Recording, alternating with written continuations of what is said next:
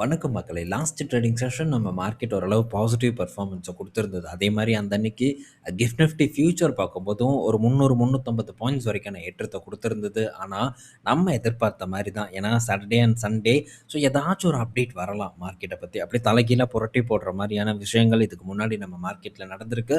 So இனியும் வந்து நடக்கும் அப்படின்னு தான் நம்ம எல்லாரும் எதிர்பார்த்துட்டு இருந்தோம். அந்த மாதிரி தான் இது ஒரு விஷயம் இன்னைக்கு நடந்திருக்கு. ஸோ திரும்ப பார்த்தீங்கன்னா குளோபல் டென்ஷன் அதிகமாயிட்டு வந்துட்டு இருக்கு.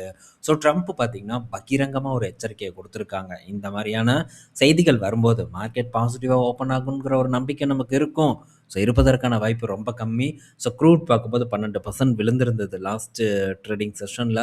ஸோ இது திரும்ப பார்த்தீங்கன்னா ஒரு பம்ப் ஆகிறதுக்கான வாய்ப்பு இருக்குது. திரும்ப ஒரு ஏற்றத்தை தரலாம் அப்படிங்கிற ஒரு எதிர்பார்ப்பு இருக்குது. அது போக ஸோ நைட்டு வரைக்கும் எதுவும் வரல, இல்லை நாளைக்கு காலையில் வரைக்கும் எந்த அப்டேட்டும் புதுசாக வரல அப்படின்னா நாளைக்கு நம்ம மார்க்கெட்டில் ஒரு செல் ஆஃப் உறுதி அப்படின்னு தான் நான் எக்ஸ்பெக்ட் பண்ணுறேன்.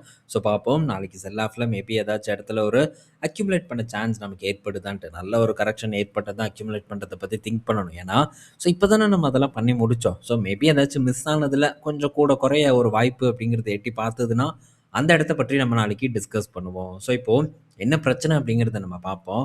ஸோ இப்போது ஈரான் பார்த்திங்கன்னா இந்த ஸ்ட்ரைட் ஆஃப் ஹார்மஸை வந்து திரும்ப வந்து க்ளோஸ் பண்ணிட்டாங்க. இப்போ ட்ரம்ப் என்ன சொல்லியிருக்காங்கன்னா, ஸோ இனி வந்து நாங்கள் வந்து இதெல்லாம் பண்ணிகிட்டு இருக்க மாட்டோம். ஸோ நாங்கள் நல்ல டீல் கொடுக்குறோம், நீங்கள் ஏற்றுக்க மாட்டேங்கிறீங்க. ஸோ இதே மாதிரி தொடர்ந்ததுன்னா உங்களோட நாட்டில் இருக்கக்கூடிய ஒவ்வொரு பவர் பிளான்ட்டையும் நாங்கள் தரமட்டமாக்கிடுவோம். அதே மாதிரி உங்கள் நாட்டில் இருக்கக்கூடிய அனைத்து பாலங்களையும் அடித்து உடச்சிருவோம் அப்படின்ட்டு ட்ரம்ப் பார்த்திங்கன்னா பகிரங்கமாக எச்சரிக்கை வந்து விடுத்திருக்காரு. இது ஒரு பெரிய டென்ஷன், இப்போ ஒரு பெரிய பேசும் பொருளாக வந்து மாறி இருக்கு. ஸோ இந்த செய்தி பார்த்திங்கன்னா ஒரு 1 ஹவருக்கு முன்னாடி வந்த ஒரு செய்தி தான். ஆனால் மேபி திரும்ப மாறலாம். ஸ்ட்ரைட் ஆஃப் ஹார்மஸ் வந்து ஓப்பன் ஆகலாம். ஸோ என்ன வேணால் வந்து நடக்கலாம். ஆனால் அந்த மாதிரி எதுவும் நடக்காமல் இருக்குது. ஸ்ட்ரைட் ஆஃப் ஹார்மஸ் ஓப்பன் பண்ணலை, ஈரான் திருப்பி வாய் பேசிட்டு இருந்தால் நாளைக்கு நம்ம மார்க்கெட்டில் ஒரு இம்பேக்ட் ஏற்படுவதற்கான வாய்ப்பு இருக்குது. ஸோ இதுதான் இப்போதைக்கு நடந்துட்டு இருக்கக்கூடிய டென்ஷன். ஸோ நீங்கள் பாருங்கள், ஒரு நாள் நல்லா இருக்குது, இன்னொரு நாள் அப்படியே தலைகீழாக வந்து மாறிட்டு இருக்கு. ஸோ என்ன நடக்கும் ஏது நடக்கும்னு நமக்கு உறுதியாக வந்து தெரியாது. எவனெல்லாம் பணம் பண்ணணும்னு நினைக்கிறானோ அவனெல்லாம் இதை வச்சு நல்லா பணம் பண்ணிட்டு வந்து போயிடுவானுங்க. பட் நம்ம கேர்ஃபுல்லாக லாங் டேர்ம் யோசித்து ஒரு நல்ல நல்ல ஆப்பர்ச்சுனிட்டிஸை பிடிப்பதை பற்றி நம்ம டெஃபினட்டாக திங்க் பண்ணணும். ஸோ அடுத்தது இன்றைக்கி டே அப்டேட்குள்ளே நம்ம போவோம். ஸோ அதில் இது பார்க்கும்போது நாளைக்கு, அதாவது வரக்கூடிய வாரத்தில் இருக்கக்கூடிய சில முக்கிய ரிசல்ட்ஸ்ன்னு பார்த்தா ஐஏஎக்ஸோட ரிசல்ட் இருக்குது, நெஸ்லேவோட ரிசல்ட் இருக்குது, இன்ஃபோசிஸ் அண்ட் இந்த ஹெச்சிஎல் டெக்கோட ரிசல்ட் இருக்குது, டெக் மகேந்திரா போன்ற பல நிறுவனங்களோட ரிசல்ட் பார்த்திங்கன்னா வரக்கூடிய வாரத்தில் இருக்குது. ஸோ இதில் ஐடி கம்பெனிஸோட பர்ஃபார்மன்ஸை நம்ம பெருசாக எதிர்பார்க்க முடியாது. ரிலையன்ஸ் இண்டஸ்ட்ரீஸை நம்ம ஃபோக்கஸ் பண்ணணும். அங்கேயும் பல இடையூறுகள் ஏற்பட்டுட்டு தான் இருக்குது. ஸோ இப்போ இந்த க்ரூட்டில் ஏற்படக்கூடிய மாற்றங்கள் மேபி வந்து பாதிக்கலாம். ஸோ இந்த விஷயங்கள் இருக்குது. ஸோ எப்படி பர்ஃபார்ம் பண்ணுறாங்கங்கிறத நம்ம பார்ப்போம். இன்கேஸ் வந்து ஸ்டில் ரிலையன்ஸ் பார்க்கும்போது நல்ல இடத்துல வந்து இருக்குது. ஸோ அதையும் நீங்கள் வந்து கண்டிப்பாக செக் பண்ணி பார்த்துக்கணும். ரிலையன்ஸு, டிசிஎஸ்ஸு இதெல்லாம் பார்த்திங்கன்னா ஒரு பெட்டரான ஒரு பிளேஸில் இருக்குது. ஸோ இன்கேஸ் நாளைக்கு மார்க்கெட்டை போட்டு அடிக்கிறான், ரிலையன்ஸும் போட்டு பொத்துன்னு விழுகுது அப்படின்னா நான் டெஃபினட்டாக வந்து ஃபோக்கஸ் பண்ணுவேன். அதே மாதிரி மேபி HDFC பேங்க்கையும் போட்டு அடித்தானுங்கன்னா ரொம்ப இறங்குறதுக்கான வாய்ப்பெல்லாம் இருக்காது. ஸோ அது வரட்டும், வரும்போது நம்ம பார்ப்போம். ஸோ நெக்ஸ்ட் அப்படின்னு நம்ம பார்த்தோம்னா எஃப்எம்சிஜி பங்குகள் பற்றியான அப்டேட் தான். ஸோ என்ன அந்த அப்டேட்னா, ஸோ எஃப்எம்சிஜி பங்குகள் பார்த்திங்கன்னா நல்ல ஒரு க்ரோத்தை கொடுக்கும் அப்படின்ட்டு ஸோ சில அனலிஸ்ட் எல்லாம் வந்து இப்போது தெரியப்படுத்திட்டு வந்துட்டுருக்காங்க. Q4 நல்லாயிருக்கும், FY27 நல்லாயிருக்கும் அப்படின்ட்டு தகவல்கள் பார்த்திங்கன்னா பலதும் வந்து வந்துக்கிட்டே தான் இருக்குது. ஸோ பார்ப்போம் என்ன நடக்குது ஏது நடக்குதுன்ட்டு. ஸோ இந்த எஃப்எம்சிஜி நம்ம இதுக்கு முன்னாடியே டிஸ்கஸ் பண்ண ஒன்று. ஸோ அதாவது இந்த சில நாட்களுக்கு முன்னாடி கூட, அதாவது மார்க்கெட் வெள்ளிக்கிழமை அன்றைக்கி கூட நம்ம இதை பற்றி டிஸ்கஸ் பண்ணோம். ஸோ ஆப்பர்ச்சுனிட்டி நமக்கு கிடச்சிதுன்னா திரும்ப வந்து நம்ம ஃபோக்கஸ் பண்ணுறதை பற்றி திங்க் பண்ணலாம்.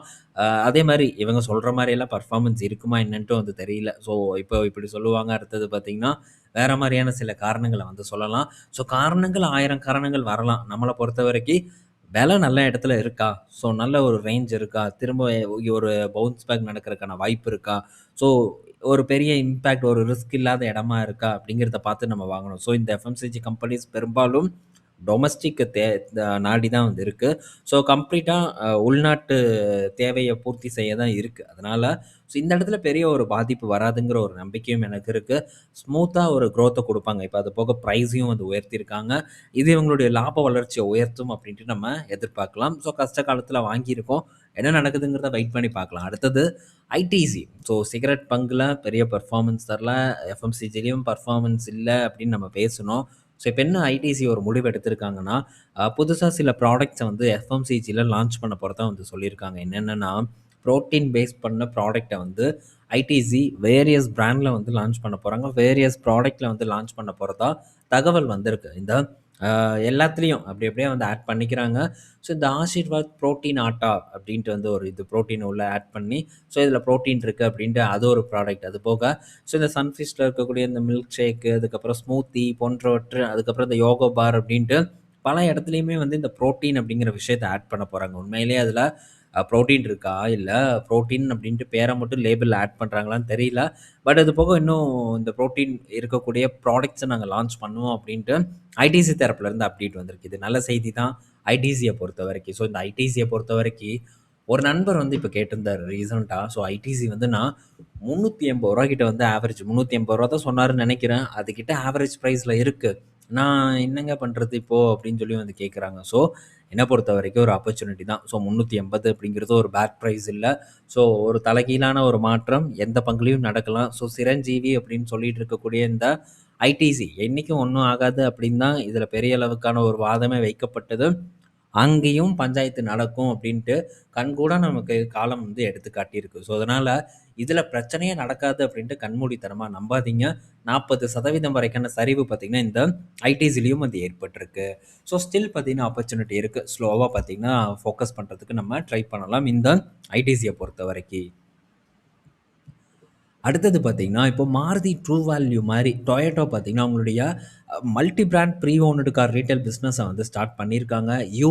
ட்ரஸ்ட் அப்படின்ட்டு அதுக்கு பேரும் வந்து வச்சிருக்காங்க. பார்ப்போம் இது மாருதிய ஈக்குவலா சக்சஸ் குடுக்கும் தான் நான் எக்ஸ்பெக்ட் பண்றேன். ஏன்னா டொயோட்டாவுக்கும் ஒரு நல்ல பிராண்ட் நேம் இருக்கு. ஸோ ஒரு ட்ரஸ்ட் இருக்கு. நம்பிக்கையோட வாங்குவாங்க அப்படின்னு நம்ம எதிர்பார்க்கலாம். அடுத்தது மாருதி சுசுகியோட பலீனோ ஃபேஸ் லிஃப்ட்டோட ஸ்பை மாடல் வந்து சுத்திட்டு இருக்குது. ஸோ இத வந்து டெஸ்டிங்கில இருக்கும்போது நெறைய பேர் கேப்சர் பண்ணியிருக்காங்க. ஸோ பார்ப்போம். என்ன மாரி இந்த பலீனோவோட ஃபேஸ் லிஃப்ட் வருது. ஸோ எந்த அளவுக்கு இது திரும்ப ஒரு டிமாண்ட கிரியேட் பண்ணுதுங்கிறத நம்ம பொறுத்திருந்து பார்ப்போம். டிசைர் ஃபேஸ் லிஃப்ட் வந்துச்சு. நல்ல ஒரு சக்சஸ குடுத்தது. ஸோ அந்த மாரி ஒரு சக்சஸ இந்த பலீனோ ஏற்படுத்துமாங்கிறத வெயிட் பண்ணி பார்க்கலாம். அது மட்டும் இல்ல. இப்பவே எப்படியும் ஒரு 15, 16,000 வண்டி கிட்ட வந்து வித்துட்டு தான் இருக்காங்க. ஒரு மாசத்துக்கு. ஸோ இந்த ஃபேஸ் லிஃப்ட்னால இன்னும் கொஞ்சம் அதிகமா விப்பாங்களாங்கிறத பொறுத்திருந்து பார்ப்போம். இந்த வீடியோல பல இன்ஃபர்மேஷன் பார்த்திருப்போம். பயனுள்ளதா இருக்கும்னு நான் நினைக்கிறேன். நாளைக்கு நம்ம இன்னொரு வீடியோல வந்து மீட் பண்ணுவோம். பாய் மக்களே!